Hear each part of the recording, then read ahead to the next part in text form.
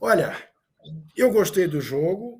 Eu confesso que vi o jogo meio que dividido com a chata cerimônia de fechamento, de encerramento da Olimpíada, mas eu que tenho sido e continuo a ser, e lamento ser crítico das atitudes do Abel Ferreira, mais uma vez, dizer que estou de acordo com ele em relação ao VAR. O VAR precisa causar a mudança na lei do impedimento, porque o VAR está mexendo com uma questão fundamental do futebol, que é a questão da emoção. E está anulando gols que, em regra, não seriam anulados, como anulou o gol do Palmeiras pelo joelho do Gustavo Gomes.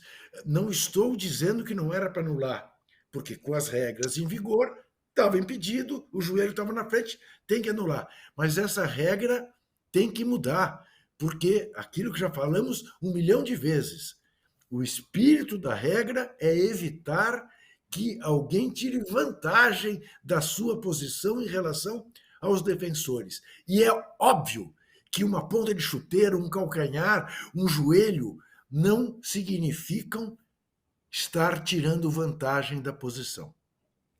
Então, nós temos visto isto, nós temos visto verdadeiras maravilhas de gols anulados por centímetros, e isso precisa mudar. Precisa mudar, porque isto mexe com o fundamento do jogo. Então, não é apenas a questão da emoção, é a questão do espírito da regra. E, no caso do VAR da CBF, ainda com esta justa desconfiança daquelas linhas, porque já existe tecnologia mais avançada para detectar impedimento, mesmo com a atual regra do impedimento. E a gente nunca tem certeza se de fato aquilo ali foi bem traçado. Bom, isto posto, é claro, o Abel, às vezes eu acho que ele não vê o jogo. Porque ele dizer que o Palmeiras foi melhor que o Flamengo no primeiro tempo, não. Aliás, o gol do Flaco Lopes seria uma injustiça terminar aquele primeiro tempo com vantagem do Palmeiras. Né? O grande herói do primeiro tempo foi o Everton. No segundo tempo, de fato, o Palmeiras jogou de igual para igual com o Flamengo. Está aí amargando 7 anos sem vencer o Flamengo no Campeonato Brasileiro, mas fez um segundo tempo digno. Lamento muito, de novo, mas muito, a lesão do Cebolinha. Muito, porque é uma lesão chatíssima essa de tendão de Aquiles. E acho que isso fez também muita diferença, porque ele vinha sendo um fator de desequilíbrio no time do Flamengo. De resto, realmente, quem mais ganhou com o resultado, além do Botafogo, que se mantém na liderança, apesar de com um jogo a menos que o Fortaleza, o grande vencedor da rodada é o líder virtual do Campeonato Brasileiro. O Trajano fez referência aos tempos dele de criança, né? Quando eu sequer era nascido, com agosto, mês do cachorro louco, nos tempos do Trajano criança, o campeonato era contabilizado, a tábua de classificação, em pontos perdidos, não em pontos ganhos, aqui no Brasil. Exatamente porque as tabelas nem sempre estava todo mundo com o mesmo número de jogos. Eu chamo a atenção, aliás, está todo mundo falando da péssima campanha do Inter. O Inter tem, acho, 5 jogos a menos que o Corinthians, ou 4 jogos a menos que o Corinthians. O Inter não está correndo o risco de cair, embora esteja com baixa pontuação. Mas o líder do Campeonato Brasileiro por pontos perdidos é o Fortaleza. Parabéns ao Fortaleza, ao presidente, ao CEO do Fortaleza e principalmente a esse argentino que, além do mais, não faz nada fora do esquadro e tal. Figuraça a figura de Juan Voivoda. O âncora, Muito. Oi, fala. só lembrando uma coisa em relação ao que o Juca falou, nesses tempos aí que ele era criança, que tinha a colocação da classificação no campeonato, os jornais publicavam o famoso pau de sebo. Não sei se vocês lembram disso. Com desenhos, com caricatura dos times e tal, símbolos dos times. era um pau de sebo que ia mostrando a classificação. Era mais fácil de entender. Classificação via pau de sebo. Olha lá, em bons tempos, festa junina. Mauro, ressaltando, hein, mais uma vez, eu estou rompido com o Mauro, mas não é por isso que eu não vou falar que ele tem razão. Com parte dos reservas do Palmeiras, alguns reservas, o Palmeiras empatou com o Flamengo. E aí eu pergunto para você, Mauro, o seguinte: o que preocupa o Flamengo depois desse jogo? A bola aérea, as lesões, o que vem pela frente? Foi um jogo, um resultado considerado normal, bom? Diga lá. Só para não parecer que eu tô maluco, olha lá. Everton titular. Vitor Reis tem jogado sempre, jogam 3 zagueiros. Gustavo e Murilo são titulares. Giai foi titular no Maracanã na Copa do Brasil. Aníbal Moreno é titular. Richard Rios é titular. Lázaro é reserva. Maurício é reserva. Vanderlan se reveza com o Caio Paulista desde a contusão do Piquerez. O Flaco e o Rony têm quase o mesmo número de jogos como titular no Campeonato Brasileiro. 13 do Rony, 12 do Flaco. Não dá para dizer que um é titular e outro é reserva. Os caras se revezam. Então foi um jogo de 2, 3 reservas do Palmeiras, não mais do que isso. E o que eu acho que o que mais me chamou a atenção foi que o Palmeiras fez um ótimo jogo, para mim o melhor jogo desde a partida contra o Botafogo, quando perdeu no Rio, jogando bem, né? Acho que todos os jogos, inclusive o jogo de quarta-feira, acho que o Palmeiras ontem foi um time melhor, com mais repertório, não ficou só jogando bola na área, foram 49 cruzamentos na quarta-feira, ontem foram 11, o time que trabalhou, criou situações, foi um time que logo de cara atacou o Flamengo e agrediu, e finalizou, coisa que não conseguiu pela Copa do Brasil. O difícil é entender por que o time, na quarta-feira da outra semana, foi um time tão acovardado e ontem foi um time que encarou o Flamengo, né? O resultado é o resultado mais comum entre os dois, que mais tem entre Flamengo e Palmeiras, desde que os dois começaram a ser protagonistas, é empate, tanto no Rio quanto em São Paulo, muitos empates, né? O jogo foi bom, achei que foi um bom jogo.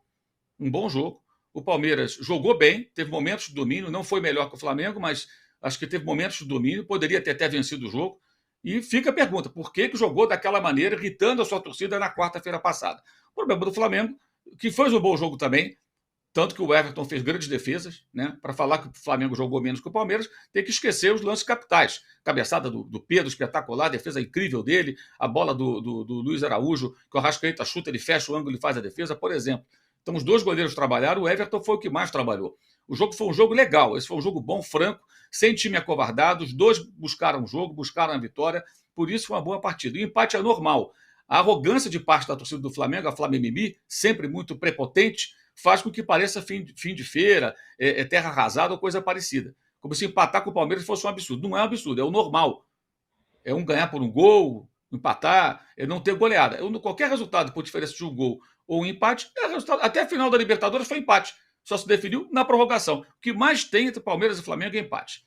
Né? Porque são dois times fortes e que jogam de forma equilibrada quando os dois se propõem para o jogo. Ao contrário das últimas quartas-feiras, quando no Rio o Palmeiras não existiu e em São Paulo o Flamengo também não existiu. Os dois visitantes foram ridículos na Copa do Brasil. Então ontem foi um bom jogo, acho que é isso que a gente deveria falar mais. E menos dessa chatice de arbitragem e desse, como diz muito bem Arnaldo Ribeiro, método de pressionar o tempo todo a arbitragem, antes, durante e depois. Entrevista pré-jogo leva 10 minutos falando de arbitragem.